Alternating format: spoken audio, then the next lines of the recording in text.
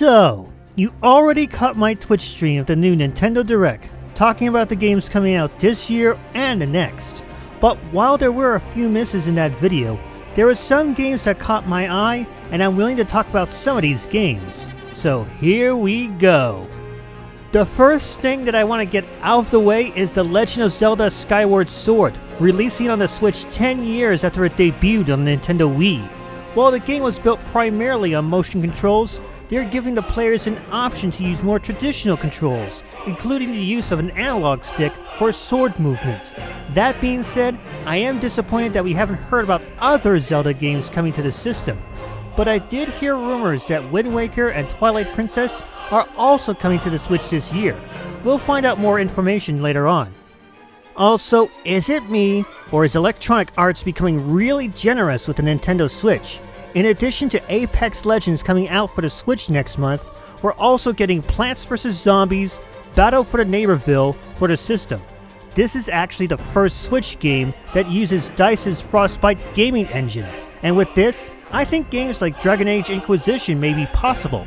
Oh, and EA is also releasing a new dodgeball game called Knockout City for the Switch. And yes, it will feature cross-play with PlayStation, Xbox, and PC gamers. Too bad EA will fill this with microtransactions and maybe loot boxes. But EA is not the only company that's embracing the Switch. Square Enix is also going in with 2 games. The first is an all-new tactics-style game called Project Triangle. While the game won't be out till sometime next year, a demo is made available for those willing to try the game out. So when you get the chance, be sure you download it off the Nintendo eShop. And because Square Enix has been porting its legacy titles from the PlayStation 1 and 2 to the Switch, we got another one in the form of Legends of Mana. After seeing Final Fantasy Adventures, Secret of Mana, and 2 versions of Trials of Mana on the Switch, this feels like a welcome addition to the set.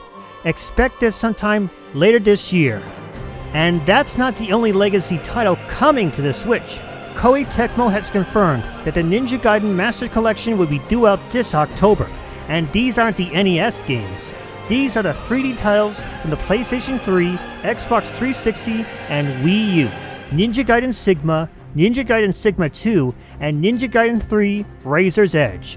I don't know about you folks, but seeing legacy titles get ported to the Switch just has this warm fuzzy feeling within me. One day, we will get other legacy titles like Metroid Prime Trilogy and Star Wars Knights of the Old Republic. But for now, I'll settle with this. And finally, we're getting a Splatoon 3, and boy did this theme take a dark and nasty turn. My biggest hopes for this game isn't the multiplayer, that's done to death. What I want to see with this game is an open world for the player character to explore, like with Zelda Breath of the Wild, Elder Scrolls V Skyrim, and Immortals Phoenix Rising, but that's just the explorer within me. That's how I want to see the Kid, Squid, Octo storyline continue beyond the usual Splatfests.